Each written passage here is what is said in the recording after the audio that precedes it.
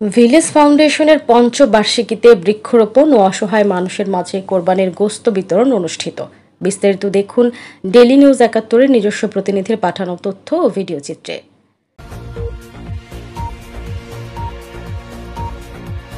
শিক্ষা, শান্তি ও মানবতার কল্যাণে আগামীর পথে, এই মহৎ স্লোগানকে সামনে রেখে ব্রাহ্মণবাড়িয়ার বাঞ্ছারামপুর সমাজসেবামূলক যুব সংগঠন ভিলেজ ফাউন্ডেশন সফলভাবে অতিক্রম করেছে তাদের ৫ বছরের পথ চলা।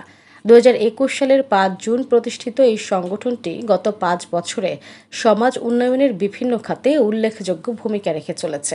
পঞ্চবার্ষিকী উদযাপন উপলক্ষে সংগঠনটি এবছর কোরবানি ঈদে হাতে নেয় ব্যতিক্রমধর্মী কিছু কর্মসূচি। ঈদের আনন্দ ভাগাভাগি করার পাশাপাশি তারা বিশেষ গুরুত্ব দিয়েছে পরিবেশ রক্ষার বিষয়েও। সবার জন্য ঈদের আনন্দ, এই স্লোগানকে কেন্দ্র করে আয়োজন করা হয় গরু কোরবানি।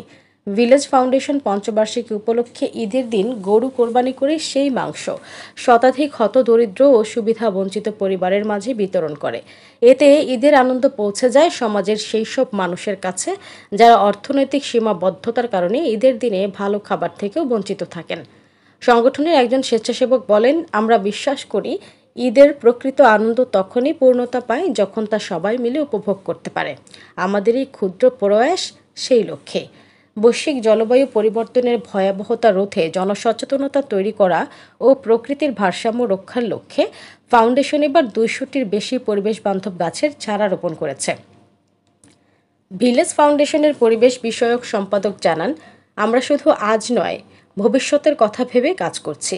একটি সবুজ, পরিচ্ছন্ন ও বাসযোগ্য বাংলাদেশ গড়ে তোলার লক্ষ্যে আমাদের এই প্রয়াস। ভিলেজ ফাউন্ডেশনের সভাপতি জানান, আমাদের লক্ষ্য শুধু প্রতিযোগিতা নয়, আত্মনির্ভরশীল ও সচেতন সমাজ গড়ে তোলা। ভবিষ্যতে শিক্ষা, স্বাস্থ্য, প্রযুক্তি ও দক্ষতা উন্নয়নের ক্ষেত্রেও কাজ করার পরিকল্পনা রয়েছে।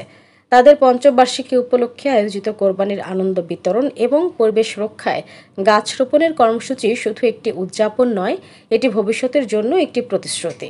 প্রতিষ্ঠার পর থেকেই ভিলেজ ফাউন্ডেশন নানা রকম সমাজসেবামূলক কাজ করে যাচ্ছেন। ভিলেজ ফাউন্ডেশনের এমন উদ্যোগকে স্থানীয় জনগণের কাছে ব্যাপক প্রশংসা পেয়েছেন। শিক্ষা, শান্তি ও মানবতার কল্যাণে আগামী পথে, এই স্লোগানকে ধারণ করে ভিলেজ ফাউন্ডেশন ২০২১ সালে প্রতিষ্ঠা হয়েছে। আজকে তার পঞ্চম বর্ষে পদার্পণ উপলক্ষে আমরা আজকে আয়োজিত অনুষ্ঠান, বৃক্ষরোপণ কর্মসূচি এবং সবার জন্য কোরবানি, ২টি প্রোগ্রাম আজকে ছিল। তো এরই মাঝে আমার কথা হচ্ছে যে আমরা শুধু সমাজ সেবা নয়, পরবর্তীতে আমাদের চিন্তাভাবনা আছে আত্মকর্মসংস্থান নিয়ে কাজ করার। শিক্ষা, স্বাস্থ্য ও মানবতার কাজের পাশাপাশি আমরা প্রযুক্তিগত উন্নয়নের দক্ষতা, যুবদের দক্ষতা উন্নয়ন নিয়ে কাজ করার ইচ্ছা আছে আমাদের আগামীতে। Mousumi Mou, daily news ৭১, desk report, Bancharampur.